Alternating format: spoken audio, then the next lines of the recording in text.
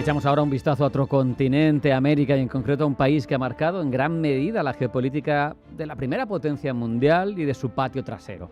Me refiero a Cuba, que desde que llegara Fidel Castro al poder en 1959 ha condicionado todas las relaciones internacionales del continente. Pero en este punto de la historia, ¿cómo siguen las cosas cuando Fidel Castro ya no está, cuando Raúl Castro prácticamente por enfermedad tampoco está? Y eso lo hablamos con Sergio Castaño, coordinador del grado de Relaciones Internacionales de la Universidad Internacional de La Rioja. Sergio, bienvenido, buenas tardes. Hola, ¿qué tal? Buenas tardes. Como digo, tenemos un Raúl Castro con 94 años, creo de memoria, que ha sufrido y que está sufriendo las consecuencias de un cáncer de esófago, de garganta. Bueno, una persona muy mayor que seguro que intenta amarrar el régimen, pero que ya no está en primera línea. Y Fidel Castro hace ya tiempo que no está.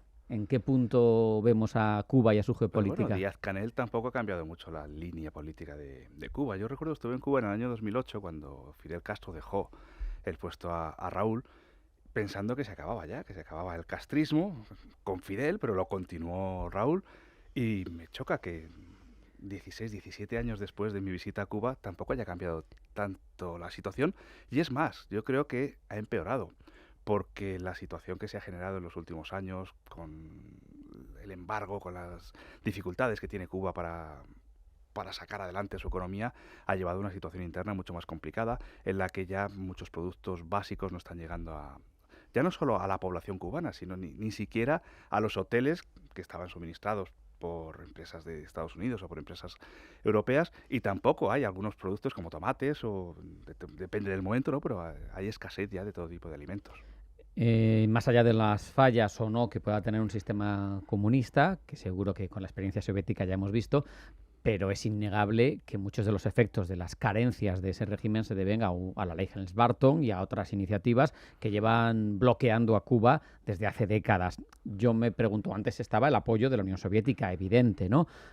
¿Cómo ha sido capaz de, en alguna medida, a pesar de esas carencias, reinventarse Cuba para, sin el apoyo soviético, ni una economía fuerte, ni ser autárquica, poder seguir resistiendo ahí pico y pala? Claro, aquí podemos hablar de las sanciones y qué efecto tienen esas sanciones. Hemos visto cómo en las últimas décadas se han impuesto sanciones a Irán, a Venezuela, a Cuba, a Corea del Norte, a Rusia en estos últimos años, y las sanciones no tienen el efecto que buscan los países que las imponen, de debilitar a los gobernantes que están al frente de estos países.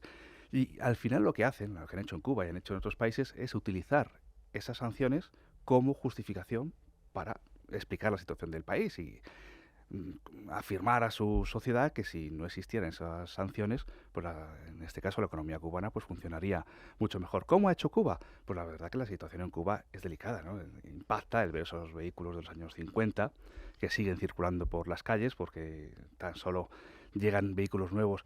Yo recuerdo cuando estuve había algún vehículo chino, los Lada todavía, los coches rusos Lada todavía seguían circulando, pero coches Lada de los años 70, Claro, la años necesidad 80. agudiza el ingenio, Sergio. O sea, Sí. por eso siguen circulando los coches de los 50, ¿no? Porque... Pero eran los vehículos que enviaba la Unión Soviética. Claro. Y es verdad que cuando se desintegra la Unión Soviética y quedan ya muy poquitos sistemas comunistas, queda Cuba, queda Vietnam, Corea del Norte, China, pero China con una estructura que aunque políticamente es comunista, Es capitalismo. pero integró desde el año 78, China se integra en la economía del capitalismo, en la economía liberal, y por tanto es un sistema político, un sistema de Estado diferente a lo que es el comunismo como se entendía la Unión pequeño Soviética. timonel dejó su huella, ¿verdad? Sí. Deng Xiaoping.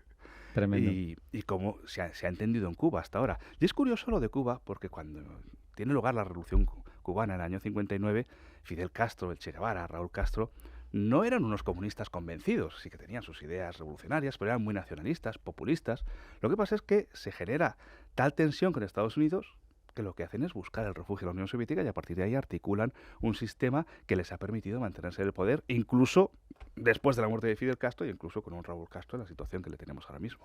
Si tenemos una visión en retrospectiva, ha influido, ¿no? Cuba a lo largo de los años en los movimientos revolucionarios de Iberoamérica. Yo no sé hoy por hoy si tiene en la geopolítica de la zona, Sergio, una cierta capacidad todavía de influencia en Iberoamérica. Sigue siendo un referente para algunos sectores políticos. No cabe duda que el triunfo de la Revolución Cubana representa todo un icono para muchos movimientos revolucionarios, muchos movimientos marxistas-leninistas que había en América Latina, en concreto en Colombia, ¿no? En Colombia había una situación política delicada, en donde había dos grandes fuerzas, los liberales y los conservadores, y ahí irrumpen los grupos marxistas-leninistas que se consagran en las FARC con el ELN, y lógicamente el triunfo de la Revolución Cubana confirma que la victoria en ese tipo de modelo revolucionario será posible. Si nos vamos a Perú, se crea Sendero Luminoso, los montoneros en Argentina, los tupamaros en Uruguay, muchos movimientos que se inspiran en la Revolución Cubana porque entienden que es posible, mediante estos procesos revolucionarios, conseguir hacerse con el poder. Y ese referente cubano, que durante la época de la división de bloques de la Guerra Fría, pues fue claro para la evolución geopolítica de la zona, los intereses de Estados Unidos, cuando se integra la Unión Soviética, es verdad que Cuba queda en una situación muy delicada porque no tenía apoyos. Y a pesar de ello, pudo mantener el sistema político y con el paso de los años volver a situarse como un referente para Venezuela, para Nicaragua, Bolivia, la propia Ecuador de Rafael Correa. Fueron muchos países en esa oleada, lo que se llamó la marea rosa en América Latina, que ahora algunos ya la definen como la galaxia rosa, porque se ha ampliado mucho más con la entrada de Lula da Silva, no en el presente mandato, sino en el anterior. Sí. Eso llevó a una oleada progresista en América Latina en la que Cuba vuelve a situarse como referente. Y ahí tenemos pues, iniciativas como el ALBA, o la ALBA, donde Cuba y Venezuela pues, aparecen como los... Fíjate, quería preguntarte en concreto, dentro de todo ese panorama, que es un escenario muy amplio donde ha influido, pero por Venezuela, porque Venezuela tiene ya un recorrido de polémicas, de legitimidad o no legitimidad, y al final el referente en el que se miraba Hugo Chávez en su momento y en el que se supone que se mira Nicolás Maduro es Cuba, ¿no? ¿Hasta qué punto depende ese régimen que dejó Chávez de la asesoría cubana en materia, pues yo qué sé, de seguridad, de una fuerza de inteligencia muy potente, de una doctrina, vamos a decir, que por lo menos sirva para mantener el control del país? Claro, cuando aparece Hugo Chávez y se enfrenta de forma directa a Estados Unidos y no quiere que haya presencia de Estados Unidos, ni siquiera para luchar contra el narcotráfico, porque la DEA tenía presencia en varios países, en concreto Colombia y México tenían una gran presencia, y Hugo Chávez expulsa a la DEA y de igual manera tiene que buscar apoyos, y busca apoyos regionales, luego busca apoyos internacionales, que los encuentra en Irán, y años más tarde el régimen venezolano ha encontrado apoyos en Rusia y en China, pero en aquel momento se establece una alianza muy sólida entre Venezuela y Cuba.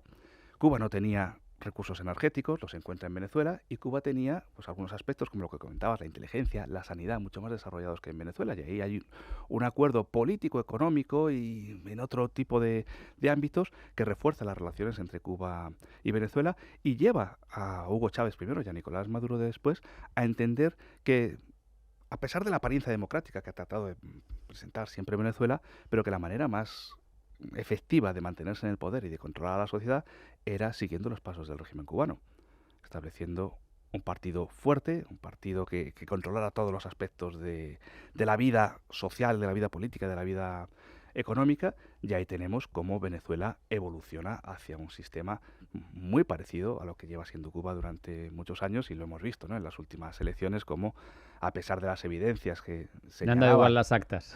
Han dado igual las actas y Nicolás Maduro sigue al frente del país.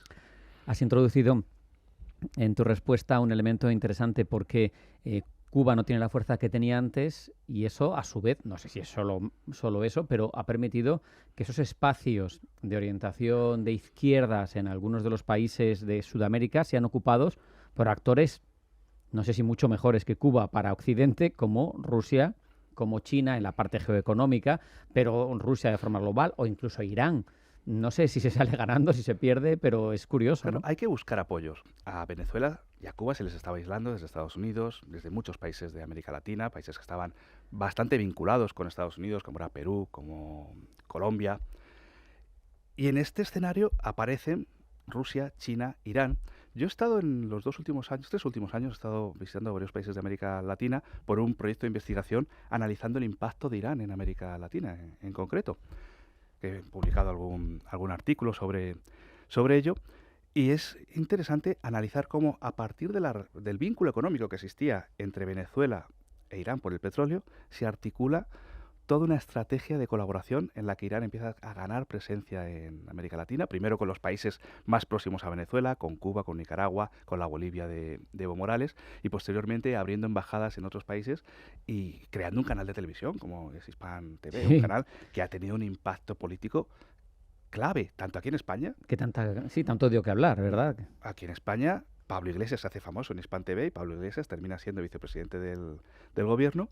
Y en América Latina también han apoyado a muchos de los gobiernos progresistas, como el de Colombia, como fue el caso de Rafael Correa en Ecuador. Y esto sigue una línea muy similar a la que inició Rusia con su canal de televisión RT o China con CGTV también.